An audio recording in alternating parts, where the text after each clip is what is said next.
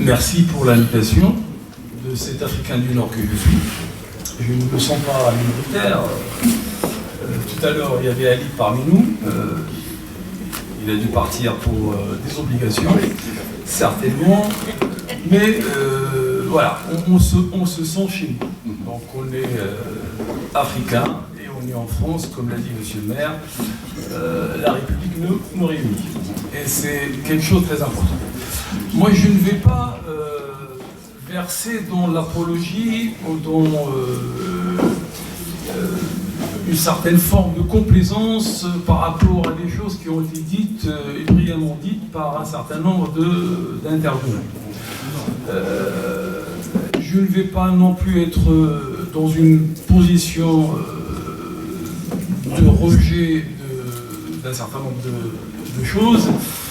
Je pars d'une parole de Churchill qui disait que quand deux hommes ont les mêmes idées, c'est que l'un d'eux est de trop.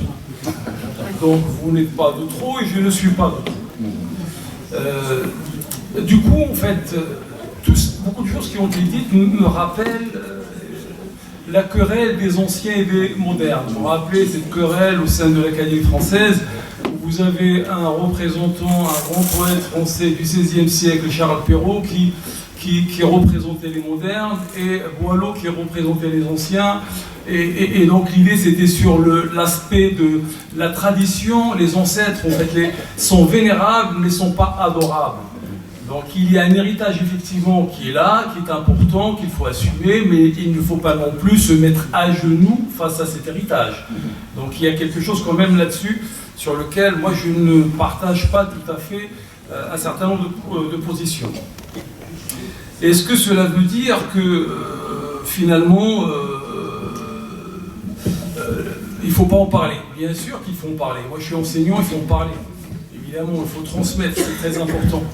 La transmission, c'est quelque chose de formidable. Hein. C'est un acte d'amour. Daniel a beaucoup insisté là sur l'amour en tant que notion, en tant que valeur. Il y a effectivement une transmission à mettre en place. Mais il y a une façon aussi de transmettre pour laquelle l'aspect critique, l'aspect remise en cause doit être présent. Autrement, on serait dans des redites. On serait dans le fait de répéter un certain nombre de choses alors que le monde avance. Et Daniel nous a posé la question, qu'est-ce qu'il faut faire? Vaste question.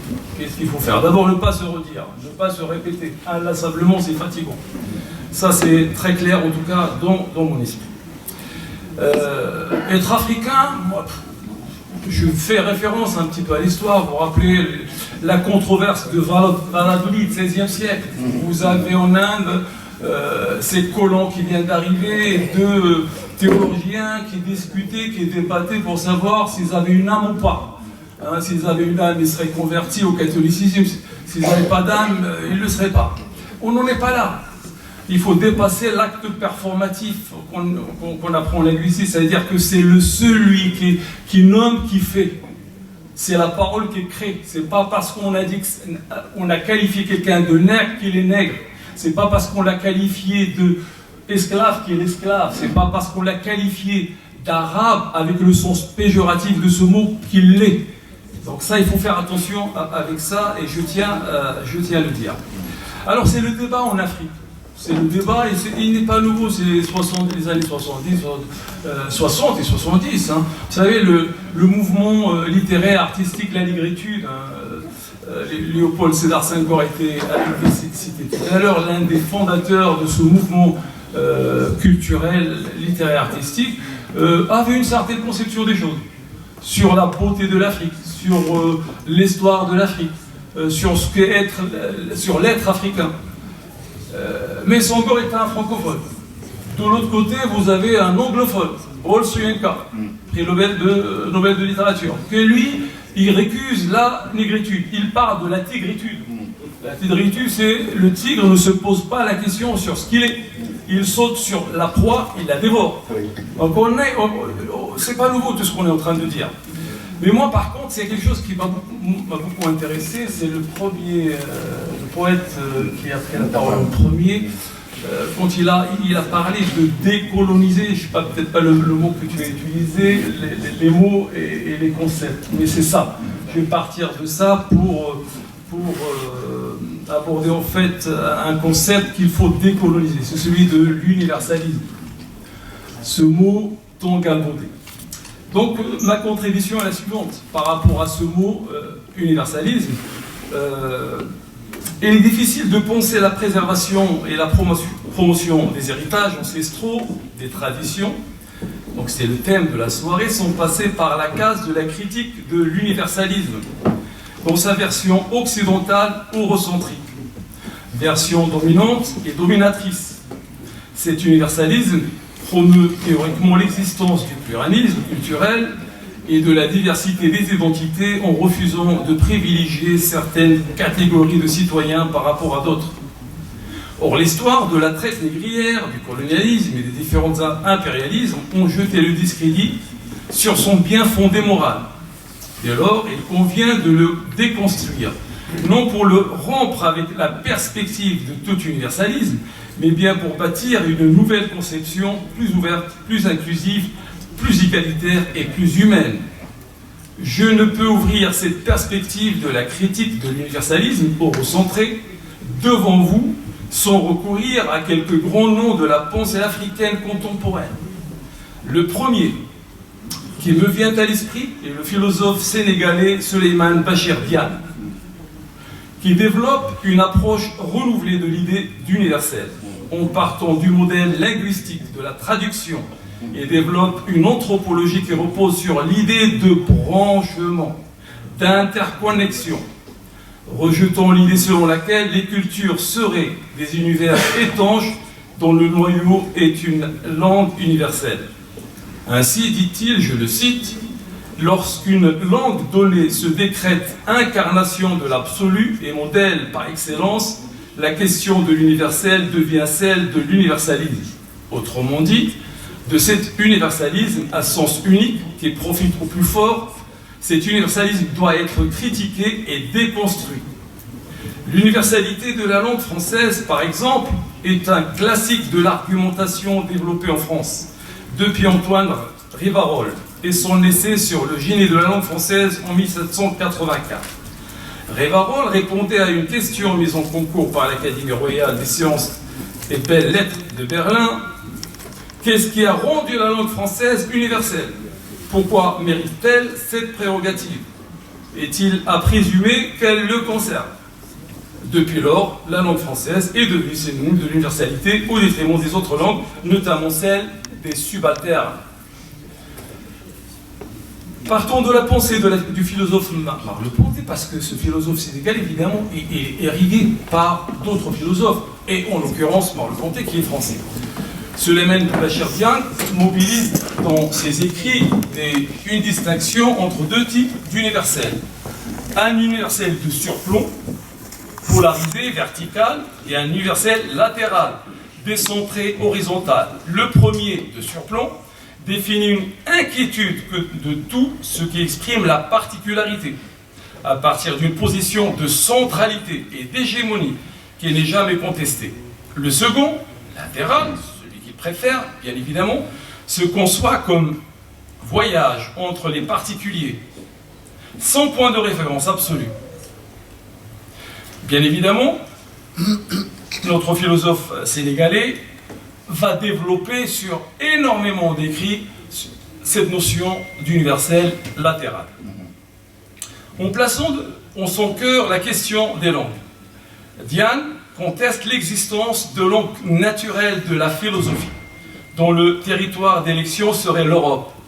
Bagdad, Fès, Tombouctou sont d'autres espaces de la vie philosophique, où se branchent des univers de référence multiples, islamiques, grecs, européens, juifs, africains, dessinant des traditions interculturelles, plurielles et singulières, non européennes forcément, exclusivement européennes.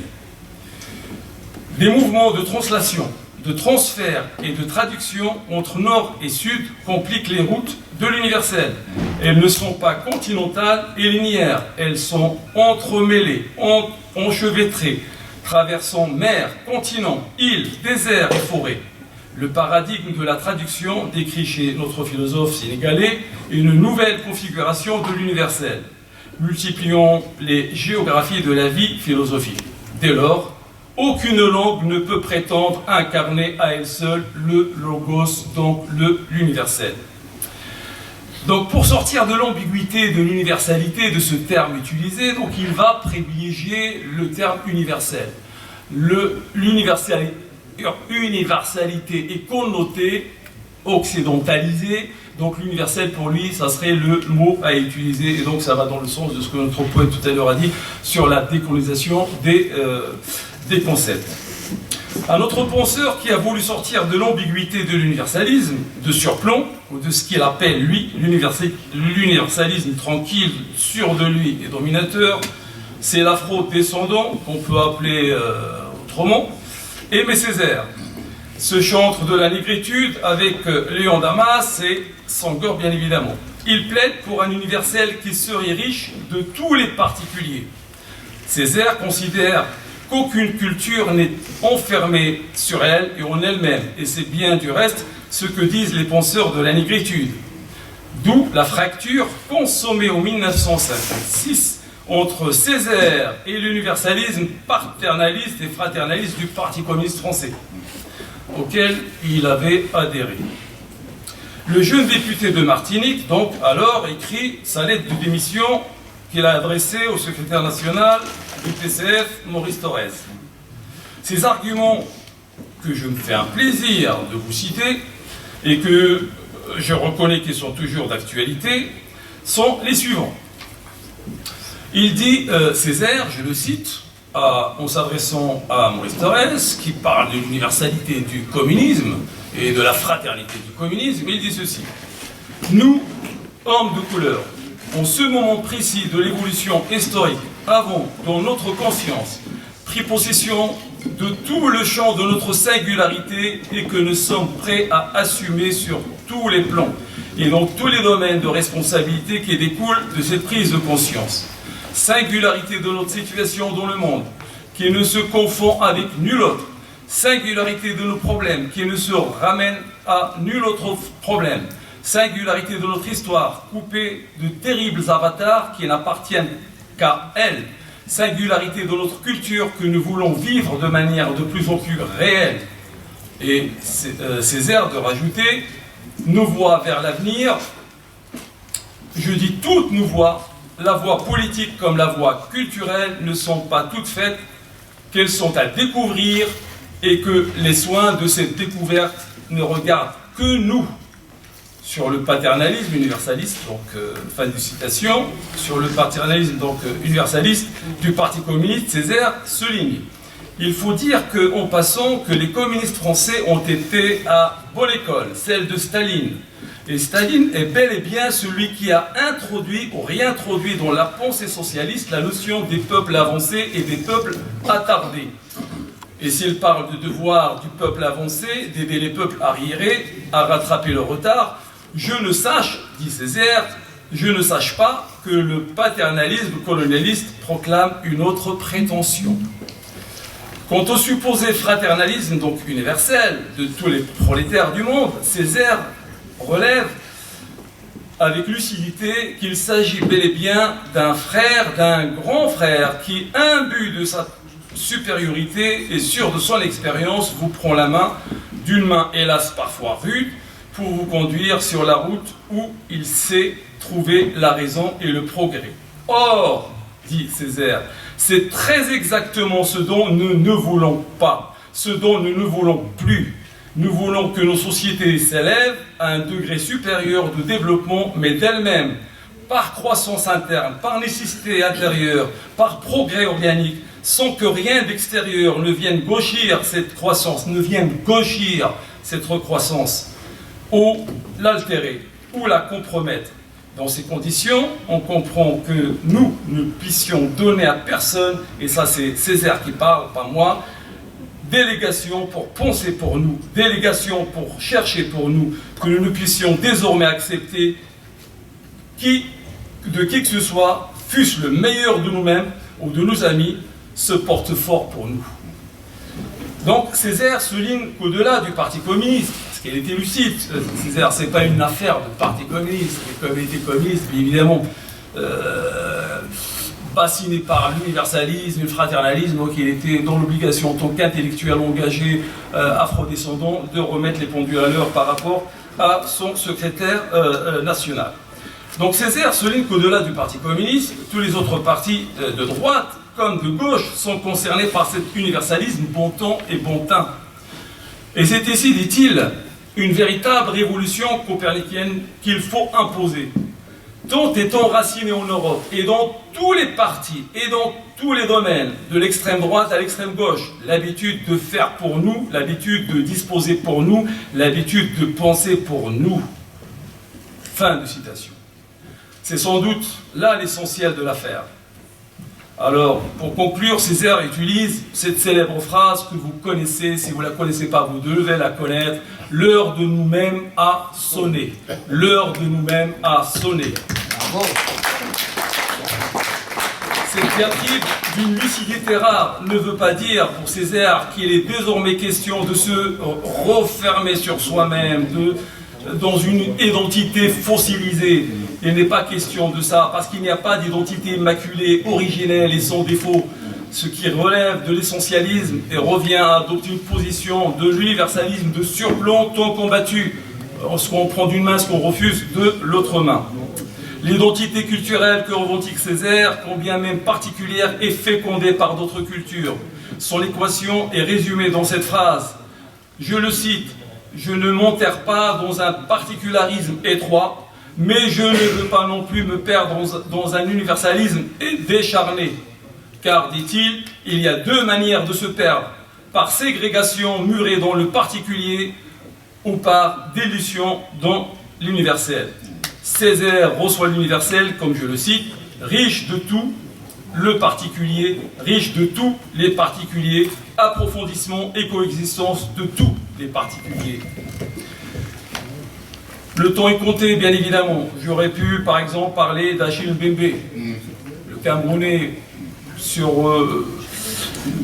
avec critique de la raison nègre, qui reprend un petit peu, qui fait écho à critique de la raison pure du philosophe allemand Emmanuel Kant. Voilà, je ne veux pas leur dire j'aurais pu par exemple aussi parler de la diversalité d'Édouard Glissant, de l'identité archipélique, de l'identité rhizomique. C'est tout ce qu'on est en train de dire. En fait, l'ouverture, il n'y a pas de fermeture. L'universalisme aujourd'hui, tel qu'il doit être, en tout cas, nos engages à défendre aujourd'hui, c'est celui de l'ouverture, c'est celui que d'autres intellectuels afro-descendants et africains ont, évidemment, pendant la période coloniale et post-coloniale, défendu. Pour conclure, je dirais que tous ces intellectuels africains et afro-descendants nous aident à mieux saisir les enjeux de la préservation et de la promotion des héritages ancestraux. Cette démarche intellectuelle et civilisationnelle ne peut se faire que dans un esprit d'ouverture, dans lequel l'universel requiert respect, écoute et dialogue. On se réfère en la matière au dialogisme du philosophe russe Mikhail Bakhtin. Loin de tout esprit revanchard, rancunier, vengeur, tourné vers un passé douloureux, le travail de nos intellectuels aujourd'hui nous ouvre la voie d'un avenir confiant, serein et inclusif. Ces auteurs ont combattu l'image dégradante de l'homme africain, dépourvu de toute identité civilisationnelle. Vous savez, cet homme africain qui n'est pas assez rentré dans l'histoire, selon le dire de Sarkozy, à l'université Cheikh Anta Diop de Dakar, ou bien cet homme africain qui a oublié de dire merci à la France, témoignant de son ingratitude selon le président Macron tout récemment. Pour continuer le travail de déconstruction de la pensée colonialiste et post-colonialiste réalisée avec panache par nos devanciers, notre tâche aujourd'hui est de relever des défis nouveaux. C'est notamment le cas de la mondialisation. Les identités africaines dont leur pluralité, leur richesse et leur luxuriance se heurtent à une véritable mutation au contact de la globalisation. Saura-t-on relever ce défi sans se laisser engloutir dans un nouvel universel, cette fois-ci marchand, consumériste, matérialiste et décharné, ou bien sans s'emmurer dans un particularisme étriqué, folklorique, et sans se dissoudre dans l'air du temps conformiste et uniformisant, fera-t-on preuve d'inventivité, de créativité, de régénération dans la transmission de nos héritages et de ceux pour épouser le tout-monde dont parle Édouard Glissant? Sera-t-on pour toujours condamné à formuler les redites de notre passé, ou bien serons-nous capables d'écrire notre destin, parce que, comme le dit Césaire, le temps de nous-mêmes est arrivé? C'est la question à laquelle on doit répondre, car il faut se le dire une fois pour toutes, personne ne répondra à notre place. Je vous remercie. Hassan, brillant moment.